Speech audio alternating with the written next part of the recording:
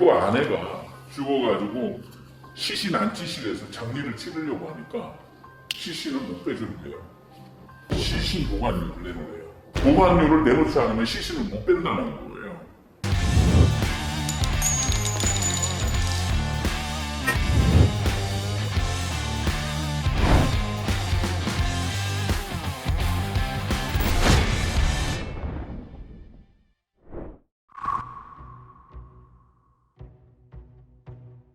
의무 기록을 위조한 내용이 있었지 않나요? 의무 기록을 얼마나 많이 위조하고 막 그랬는지 다들 알 수가 없어요. 이거 녹취록이 있어요. 제가 너무 억울하고 기가 막혀가지고 사고 다음 날 의사한테 얘기를 했어요. 그 회복실의 담당자들 내가 만나고 싶다. 도대체 어떻게 돼서 회복실에서 회복 중에 어떻게 사람이 이렇게 죽을 수가 있겠느냐.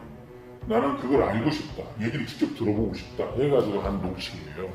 여기에 보면은 이름없이 저한테 그 자기들은 5분 단위로 계속 체크를 다 했다. 어떤 문제가 없다. 여기에 보면은 이렇게 우리가 얼마나 철저하게 했는지 사모님한테 특별한 이상 증세가 없었다 하는 얘기를 계속 이렇게 얘기를 하는 거예요. 신장 이식이라는 수술이 뭐 요새는 그렇게 큰 수술이 아닐 수도 있습니다만은 이식 수술이라는 자체가 환자분한테 굉장히 스트레스를 하고 간단한 수술은 아닙니다. 그리고 저희가 일단 저희 나름의 처치를 했고 하는 대처가 있었기 때문에 이 주말 동안에 좀 기다려 보시면 그러면 지금 아무런 문제가 없다는 얘기를 하시는 거예요 지금? 그냥 객관적으로 여기에서는 설명을 드리는 겁니다. 그거는 뭐 조금 더 대처가 빨랐으면 훨씬 더 좋았겠죠. 좋았겠는데 지금 저희가 5분 간격으로 계속 그 생체 신호를 다 받아서 직접 수기로 작곡을 하는데 그 5분 동안에 이런 이벤트가 생긴 거라서. 그럼 5분 사이에 벌어지는 일들은 불가항력적이라는 얘기예요. 5분 단위로 체크를 하니까 5분 사이에 벌어지는 일은 어쩔 수 없다는 얘기예요? 어떻게 보면 그렇게 설명을 드릴 수도 있습니다. 환자가 회복실에서 어느 정도 회복이 다 됐고 저희는 나름 다 됐다고 판단을 했기 때문에 사실 이런 일이 안타까운 일이지만 저희가 1년에 6만 번 수술을 하게 되면 그렇게 드물긴 하지만 없는 일은 아닌데 이게 뭐 복불복이다. 근데 지금 네가 걸린 거다 이 얘기가? 그거는 아니고요. 설명을 드리자면 그렇습니다. 그러니까 좀 너무 아직 흥분하지 마시고 좀 결과를 조금만 기다려보시고. 아니 그럼 병원 안에서 생긴 일이면 병원에 무슨 지금 문제가 생긴 거잖아요 지금. 그러면은 그거를 좀 더 솔직하게 어느 부분이 가장 그래도 문제였었다라고 하는 거를 얘기를 하셔야지. 나는 지금 책임을 묻자라고 얘기를 하려고 하는 게 아니에요. 난 책임 물으면 나 이런 식으로 안 해. 응? 그래서 저희가 설명을 드리는 거 있지 않습니까? 5분 동안에 5분 전까지 될 사이는 괜찮았는데.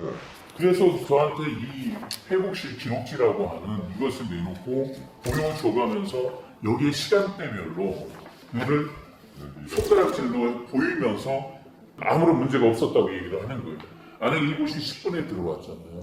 10분에 들어와서 계속 체크를 했다는 거예요. 단위로 그렇게 하다가 아내가 30분 넘어서 사고가 생겼거든요. 근데 갑자기 여기서부터는 5분 단위로 돌아가요.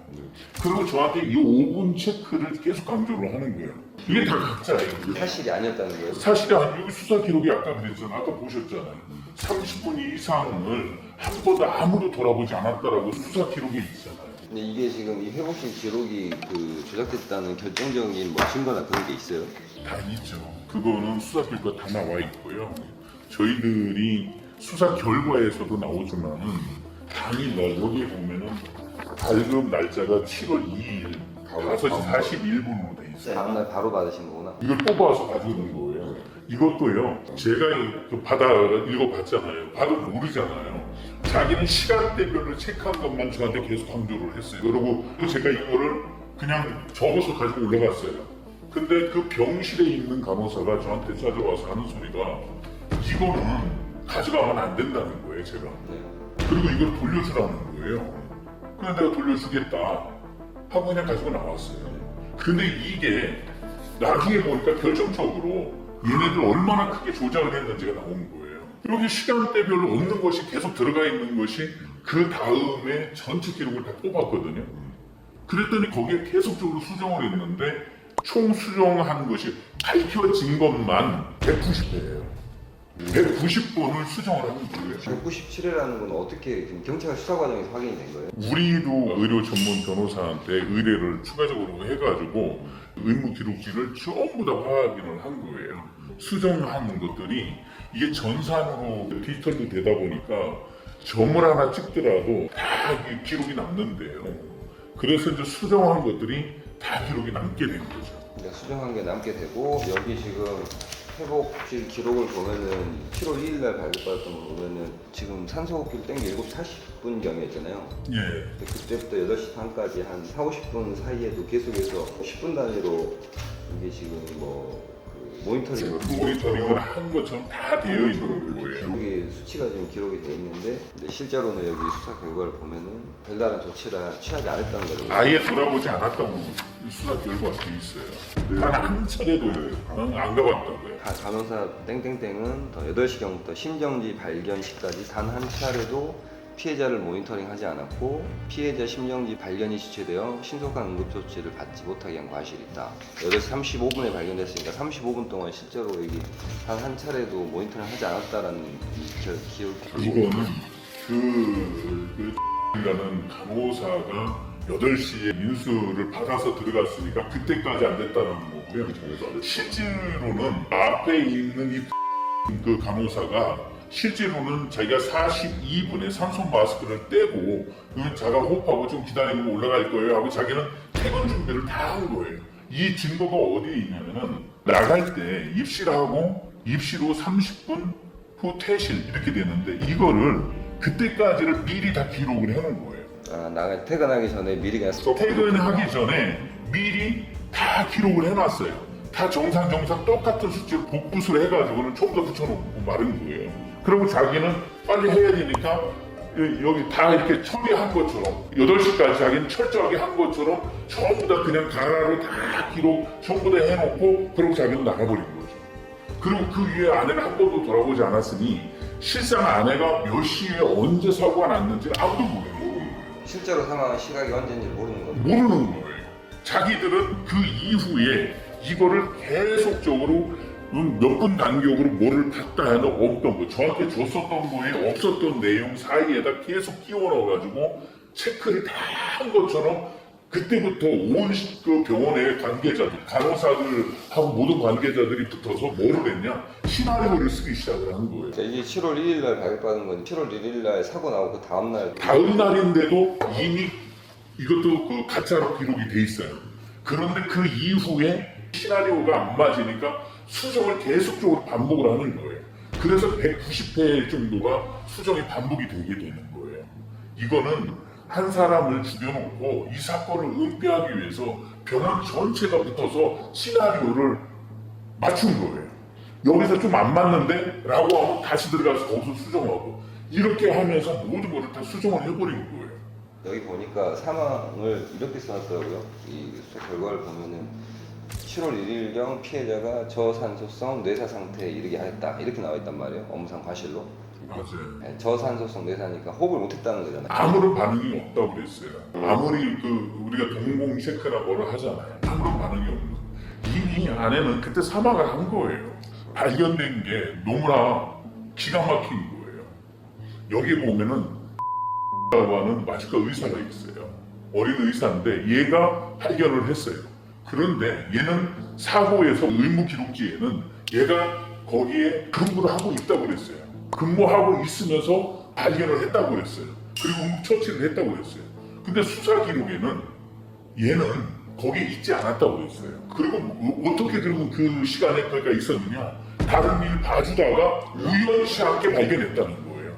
회복실에 이 엄청난 이 대한민국 최고의 병원이라고 하는 데서 어떻게 환자가 죽어있는 것을 우연치 않게 발견할 수가 있나요? 환자 왜 이래? 숨 안 쉬는데? 이렇게 발견했다는 거예요.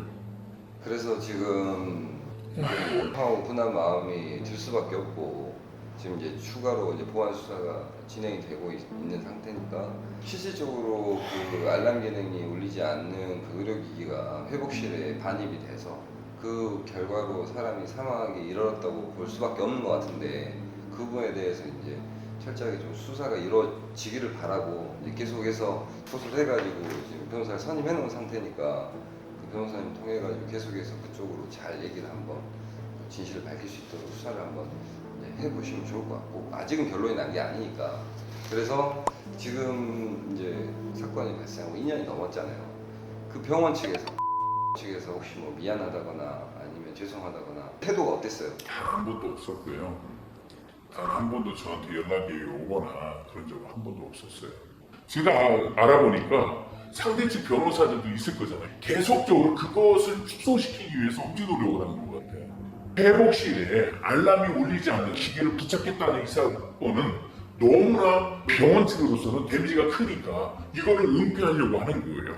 이 수사 결과 통신문에는 그것을 빼버린 거예요. 근데 그게 없다는 게 저는 상식적으로 납득이 안 되거든요. 왜냐면 저도 납득이 안 돼요. 그 알람 까놓고 말해서 이게 뭐 아주 뭐 말을 어렵게 할 필요도 없이 알람만 울렸으면 누구라도 와서 구했을 거 아니에요. 누구라도 구했죠. 그게 본질 아니에요. 그게 본질이죠. 녹취록에 보면은 알람이 즉시 울리지 않는다는 거예요. 말이 안 되죠.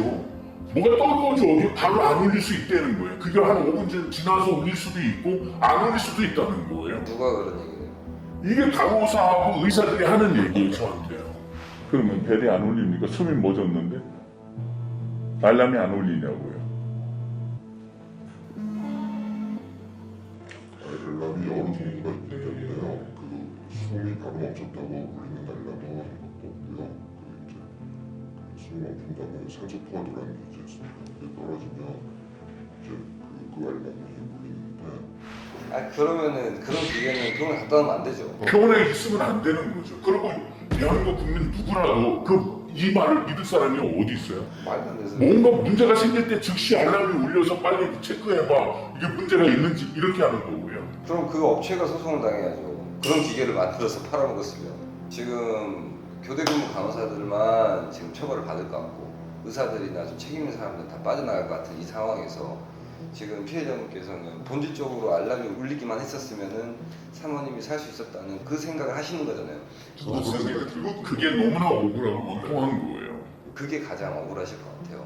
정말 처음부터 저는 알람이 울리기만 했으면 됐을 텐데 왜 발견을 못하고 나중에 숨 안 쉬네? 누군가가 와서 지나가다 보고서 그렇게 발견이 될 수 있나? 아니 이게 무슨 산속도 아니고 길거리도 아니고 어떻게 그런 일이 발생할 수가 있죠? 그 많은 의사와 그 많은 간호사가 배치돼 있다고 자기들이 저한테 다 그렇게 얘기를 했는데 어떻게 그것이 지나가다 발견을 할 수가 있죠? 처음에는 저한테 뭐라고 했냐면은 그 수술하는 의사가 저한테 그랬어요.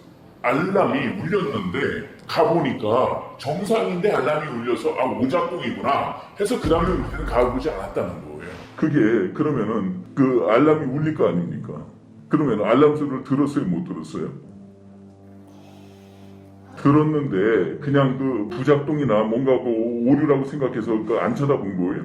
그렇지는 않습니다. 왜냐하면은 알람이 울리면은 그 범위가 있습니다. 그랬을 때 확인을 했을 때 이 알람이라는 건 환자 상태에 따라서도 숫자에 따라서도 또 움직이는 부분이 있어서 알람을 확인했을 당시에는 환자분의 상태가 그렇게 모니터 상에서는 그렇게 나빠 있는 상황은 아닌 걸로 저희가 판단이 된 부분이죠. 알람 자체는 울리지 않은 거예요. 근데 이 사람들이 계속적으로 알람에 대해서 물어볼 때마다 말을 이상하게 하는 거예요. 근데 그거는 제 상식으로는 저도 뭐 의료소송 전문으로 하는 변호사도 아니고 제가 의학 지식이 뭐 깊은 것도 아니고 사실 아무것도 모르지만 그 상식 아니에요 그거는. 상식이죠. 상식이잖아요. 알람이 울렸으면 사람이 살았지 그거야. 그 경황 중에도 제가 그거에 대해서 계속 반복적으로 묻는 것이 그래서 그런 거예요. 그 상식이 이해가 안 되니까. 오늘 인터뷰 내용 중에 강조하고 싶은 건 그 부분이에요. 알람에 대한.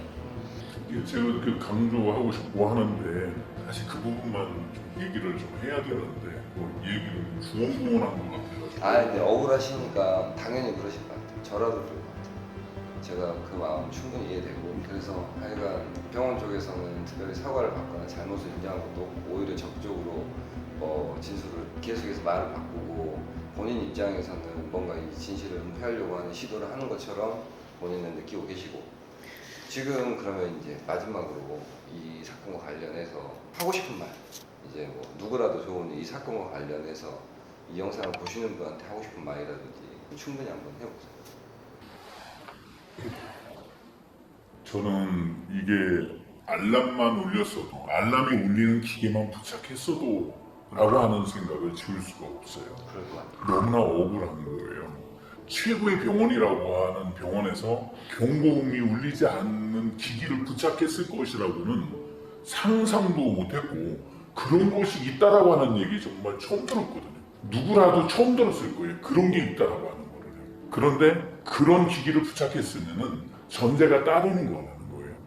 그래서 이번에 제가 그러면 알람이 울리지 않는 기기를 부착했으니까 그것도 처벌이 돼야 되지 않느냐라고 하니까 그런 경고음이 울리느냐 안 울리냐라고 하는 거는 사망 사건에 인과관계가 없다는 거예요. 그 수사관이 한 얘기가 그렇게 얘기해요. 그런 거죠.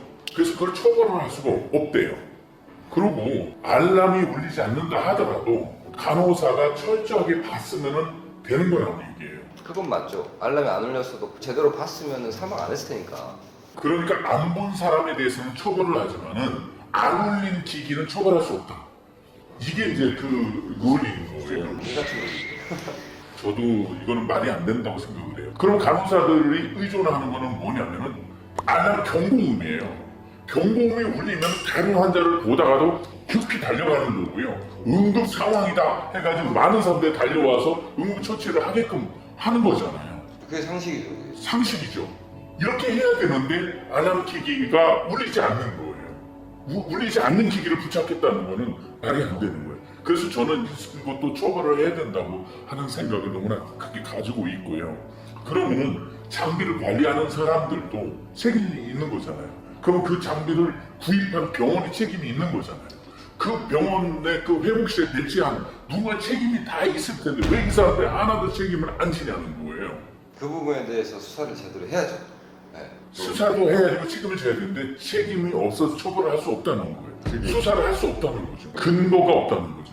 그게 이제 상식적으로 그게 그 납득할 만한 논리냐 이거죠. 제가 봤을 때는 말도 안 되는 궤변이거든요. 그게 알람이 울리지 않은 것과 이 사망 사이에 인과관계 없다는 거는 그 정도 판단력을 가지고 있으면 저는 안 맞거든요.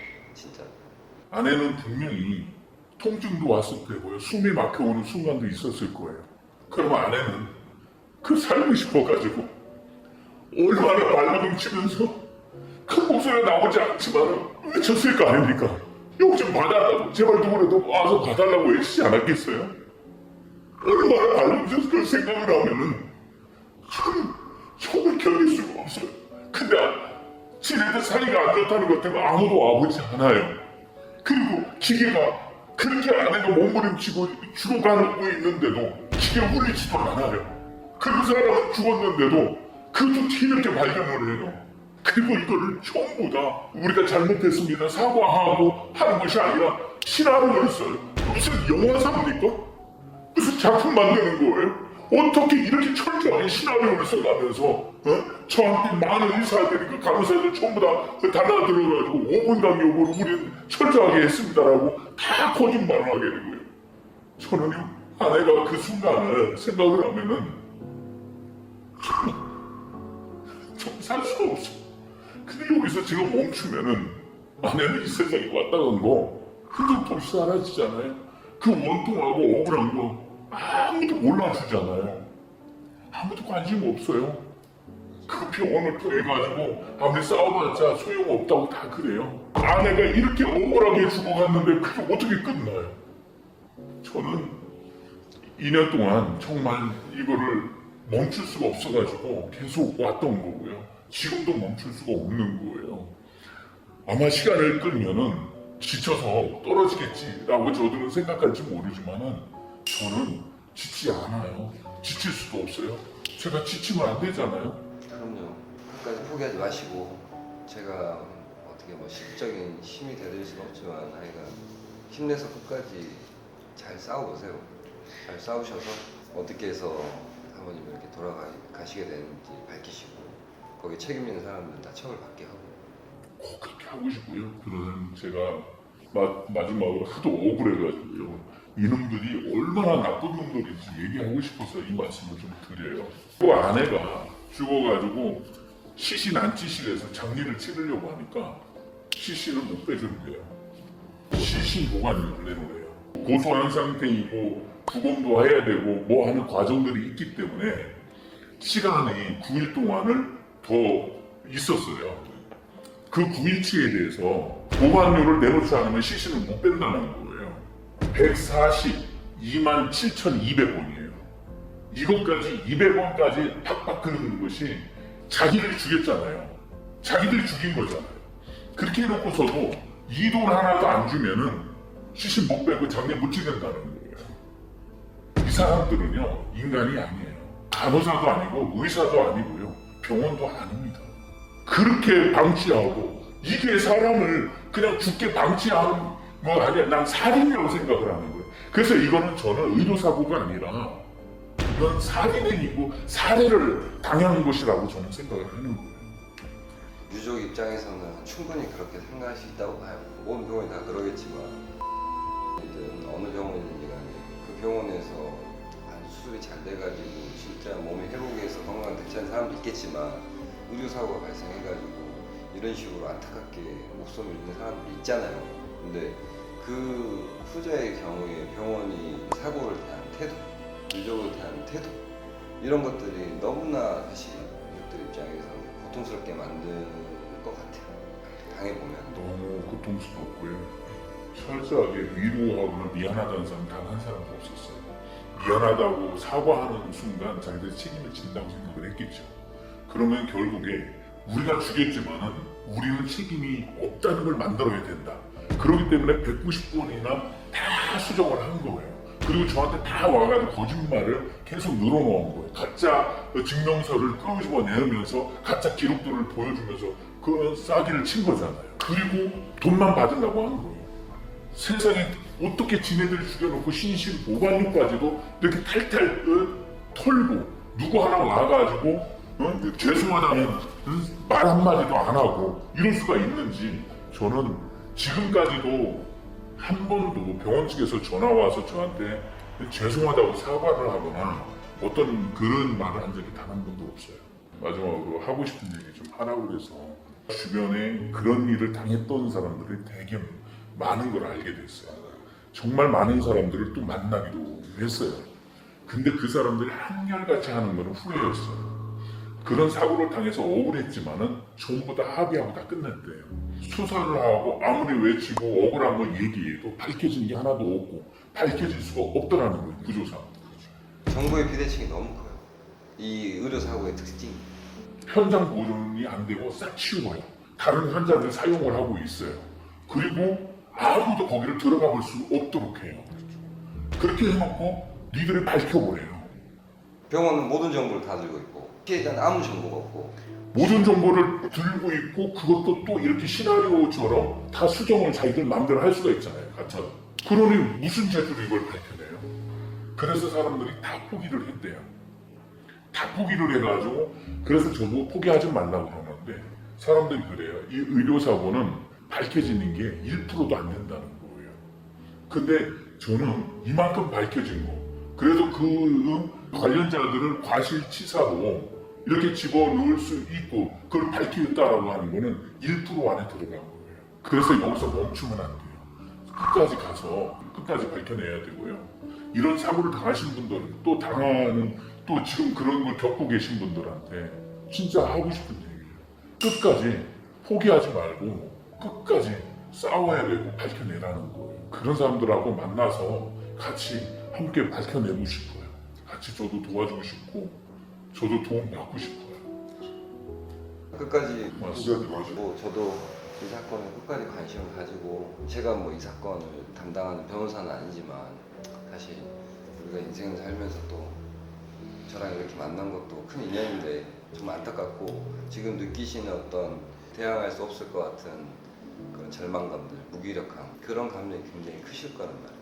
정말 힘들어요. 피해자가 이 사건 실체를 밝히고 제대로 관련자를 처벌하게 책임 있는 사람들 처벌하게 만드는 게 엄청나게 어려운 일이죠. 근데 끝까지 포기하지 마시고 하여간 저도 이 사건 계속 관심 가지고 또 나중에 뭐 혹시라도 송치가 된 이후에 검찰에서 기소를 한다거나 재판이 열리게 되면은 또 그때 저한테 연락을 주세요. 어떻게 되고 있는지 인터뷰해 주셔서 감사하겠습니다. 고맙습니다. 네, 이상으로 빡친 변호사였습니다. 감사합니다.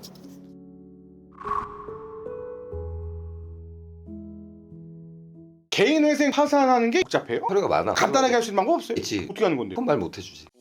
며느리도 모르는 오직 그만의 레시피로 당신의 새로운 삶을 함께합니다. 법률사무소 디스커버.